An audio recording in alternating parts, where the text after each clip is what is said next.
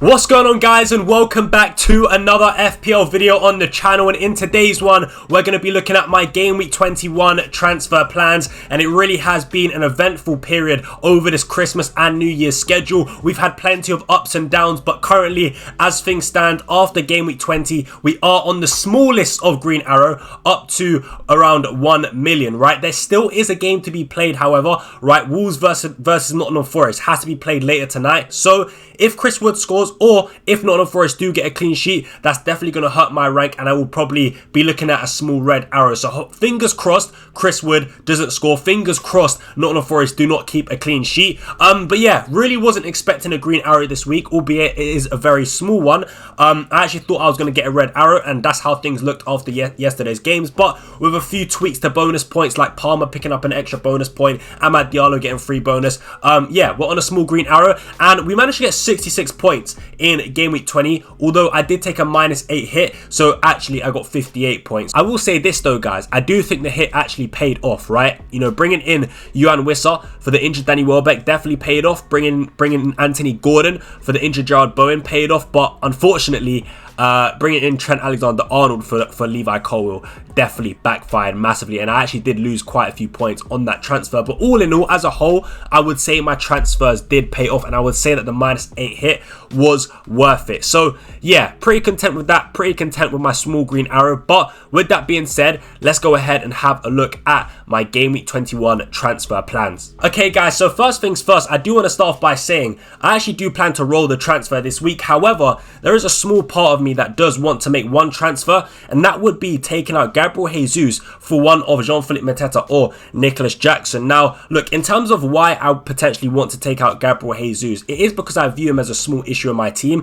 and I just think, look, on a performance level, right, Arsenal haven't been that great. They really haven't been that great, and their attacking play without Bukayo Saka is pretty poor. They don't really create a lot of chances for Gabriel Jesus, in my opinion, and I do think their attack looks lackluster, right? So look, in the last game against Brighton, I think they didn't really play that well. They didn't really create a lot of chances in that game. I know Nwaneri got his goal, but outside of the goal, there wasn't really many good chances for Arsenal. In the game against Ipswich, there wasn't really a lot of chances created for Gabriel Jesus in that 1-0 win. Yes, against Brentford, he got 1 goal, 1 assist, but overall, in the last 3 games, I've not really been too impressed with Arsenal's attacking play, to be honest with you. So that's number one, right? That's one reason why I could potentially be looking to remove Gabriel Jesus, but also, I actually do, at the moment, look, I view Jesus right now potentially as a rotation risk, and I'll tell you why.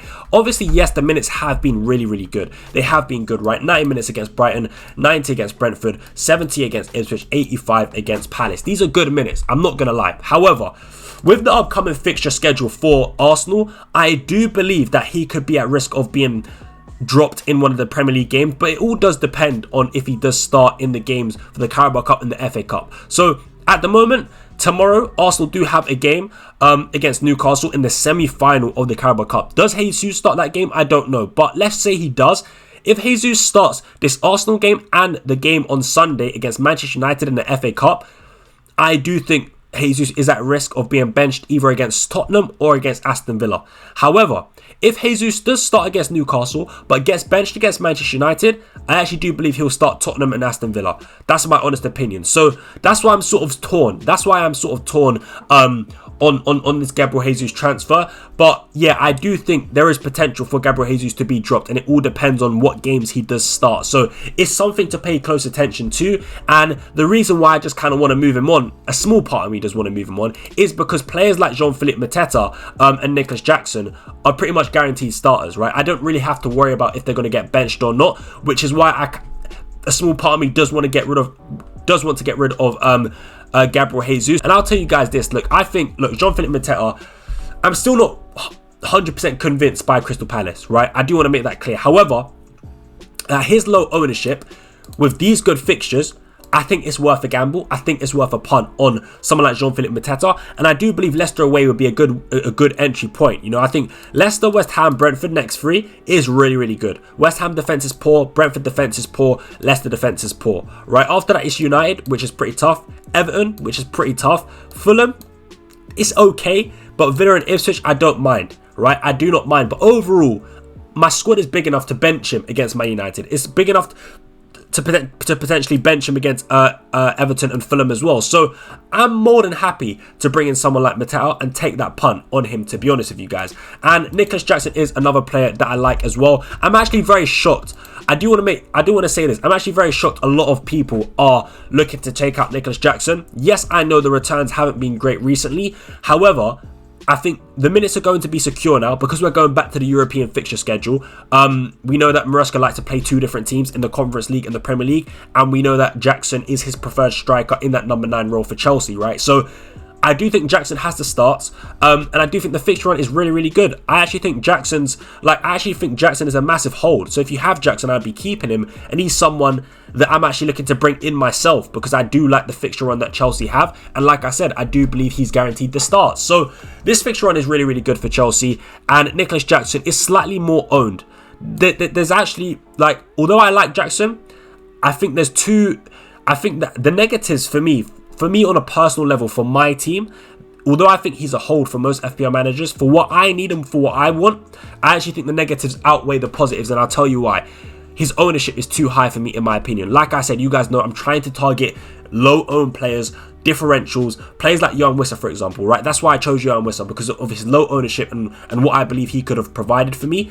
And I think Mateta falls in the bracket more of what I want, as opposed to someone like Nicholas Jackson. Another reason why going for Nicholas Jackson probably wouldn't be ideal is because, look, if I went for Nicholas Jackson, right, you guys saw, now that Konate is back from injury, I do want him in my team, hands down, because Liverpool, I still like the Liverpool defence. I still think, they're the best defensive team in the Premier League this season, right? Along with Nottingham Forest.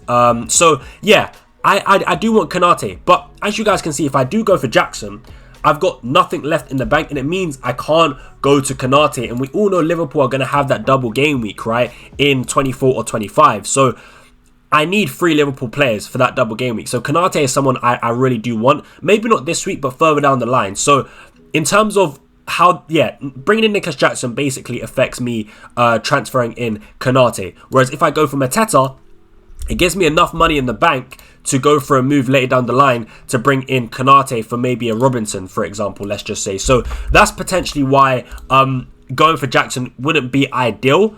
Obviously, you could say, well, I could go for Jackson, keep Robinson. This is one thing that I could do. I could go to Nicholas Jackson, for example, keep Robinson and maybe take out my double Arsenal defence, take out David Raya and maybe go to an Alisson, for example. That could be potentially a move, and maybe avoid Konate. I could do that, but I think I would rather keep Raya and go for Konate instead and have double Arsenal and double Liverpool potentially. But again, double Arsenal is something that I don't know I want. I spoke about this yesterday in my reaction video. I really don't know if I want double Arsenal anymore, and Raya is someone, to be fair, that I said I wouldn't mind getting rid of. But then it's a question of, is it better to have Raya, Gabriel, Konate and Trent as a back line, or is it better to have Alisson, Gabriel, Trent and one of Robinson or Mazraoui? That's the question. I'm not too sure. But look, if I go for Mateta, I leave the option open. Whereas if I go for Jackson, I kind of lock myself out of bringing in Konate. So yeah, it's something to think about for sure. But that is currently what I'm thinking. I do like, in isolation, right? If I could have Jackson and Konate, I really like Jackson as a pick. But also, there is also, like I said, the fact that Jackson isn't a differential. I'd much rather go for Mateta, who's way less owned, to help me push up and gain in rank. So yeah, that's my thinking at the moment. But all in all, I still do like both players, Nicholas Jackson and Mateta. But look, as I said, I might even roll the transfer. I'm still undecided at the moment. I definitely do want to see how... I'm probably just going to wait and see, to be honest with you, because as I said, I don't really have to make a decision yet. I can wait until the Carabao Cup games have been played. I can wait until the FA Cup games have been played to see the minutes of Gabriel Jesus.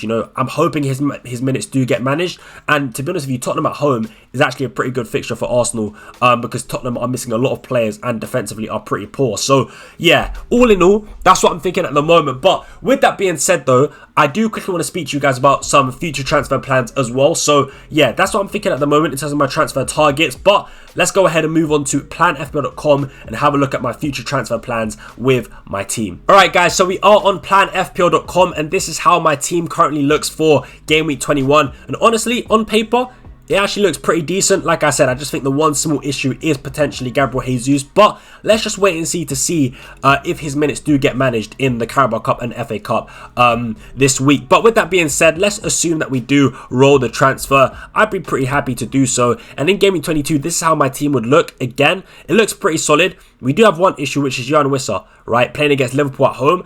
I could actually move to a back four, potentially benching Wissa and starting Robinson, but I'm honestly not sure if I want to bench an attacker for a defender. I really don't know. Yeah, it's a tough one. It really is a tough one. We've got Rodgers against Arsenal away, Wissa against Liverpool at home. I really don't want to take Wissa out. I don't want to take Rodgers out either. So potentially we are looking at, I think we're looking at maybe just starting Wissa actually. Maybe benching Mazraoui against Brighton. Yeah, and maybe going to a back three, bringing in Robinson against Leicester and just starting Wissa against Liverpool. But yeah, potentially rolling the transfer again, that would mean. And then in Game Week 23, this would be an entry point for Konate in my opinion, because then we would have the potential double game week in 24 or 25 for Liverpool. And I think Ipswich at home is a good entry point, not only because, you know, Ipswich at home genuinely is a good fixture for Liverpool for a clean sheet, but also because Robinson is playing against Manchester United, Mazraoui is playing against Fulham. Ideally, I don't want to play either of these two defenders, so it makes perfect sense to bring in someone like Konate, and then it would mean I would have this back four of double Arsenal defense and double Liverpool defense. Now look, I spoke about double Arsenal defense in my most recent video. I said that I'm paying close attention to these Arsenal defenders, and I will say if they don't impress me, potentially instead of going for Konate, I'll go for Alisson in goal, right? But yeah, Raya is on borrowed time, I must say that. But if Arsenal do pick up the clean sheets, I'm more than happy to keep him. And then we move to a point of literally just having double Arsenal defense and double Liverpool defense as a set and forget. I don't mind it at all. I really don't mind it. But then overall, my team looks okay. And look, at this point, if I do believe Gabriel Jesus is an issue, I could just bench him this week, to be fair. I'm more than happy to just bench him this week. Start Ahmad against Fulham, start Rodgers against West Ham. I'm really more than happy to do that. Of course, I'm not going to lie. Someone I do want to bring in is Matheus Cunha. If I do avoid going for Mateta, by the way, or Nicholas Jackson, I think I'm most definitely going to bring in Matheus Cunha. Not in Game Week 23. It would probably be for Game Week 24, right? When he's got Aston Villa at home. He's got Aston Villa, Bournemouth, Fulham, Everton, Southampton, West Ham, Ipswich, Spurs, United, Leicester, City, Brighton. I honestly, I look at Cunha as a very, very long-term hold, but also in Game Week 29, in the week where, you know, teams are going to be blanking, he does play against Southampton away from home. So that's another reason why I do quite like Matheus Cunha, and potentially I'd be looking to replace Gabriel Jesus with Matheus Cunha in Game Week 24. Yeah, that would be basically if I don't go for Nicholas Jackson or Jean-Philippe Mateta. But yeah, in that week, I would see, I've got a lot of benching headaches, but in this week, actually, I do want to speak about triple captain and assistant managership. Now, if Liverpool do double in Game Week 24, we potentially do have an issue because I've already got 3 Liverpool players, and I actually don't want to play triple captain on Mohamed Salah this week, right? Because I think Bournemouth away and Everton away is pretty tough. I'd much rather play the assistant managership. So potentially I could be looking to actually move out Konate, but this is the important thing, and this is what I want to quickly say, right? This is why I'm hoping by Game Week 23 we should have confirmation of when that double game week is going to be for Liverpool, because if the double game week is in Game Week 24, I will not get Konate, and instead I will play the assistant manager chip. However, if it is confirmed that we do get a double game week in 25 instead for Liverpool, I will play triple captain on Mo Salah, because I think Wolves at home is great and Everton away. That combination is better than Bournemouth away and Everton away. So I will play the triple captain on Mo Salah, and then that means I can't play the assistant manager chip, which then means I'm allowed to have 3 Liverpool slots, and therefore I will keep Konate. So I'm hoping by Game Week 23 we've got that confirmation. But yeah, in Game Week 24, assistant manager chip potentially will be played. Let's just wait and see. But in terms of Matheus Cunha, I could actually hold on to Jesus because my team looks pretty good here. But if I had Matheus Cunha, I would actually bench Rodgers and leave it as that. And then in Game Week 25, potentially triple captain in Mohamed Salah. Double Newcastle against City, and against City, I don't mind, to be fair. I really don't mind. We've got Rodgers against Ipswich. I don't mind. I think that team on paper actually looks pretty good. So, yeah, I'm more than happy to just keep those 2 players and roll the transfer. And to be honest with you, I think my team looks pretty decent on overall. Like, the squad as a whole, it looks pretty good. And I could actually roll the transfer here once again because on paper, my team looks okay. And look at that. We're reaching game week 26 with 4 free transfers.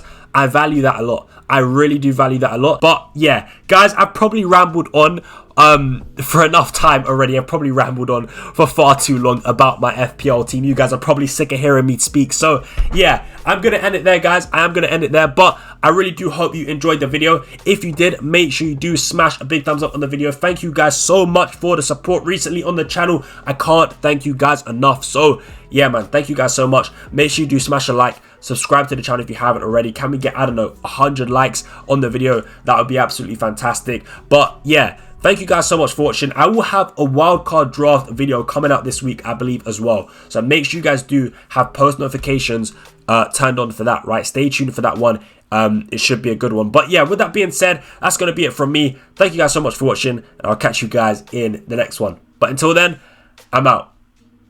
Peace.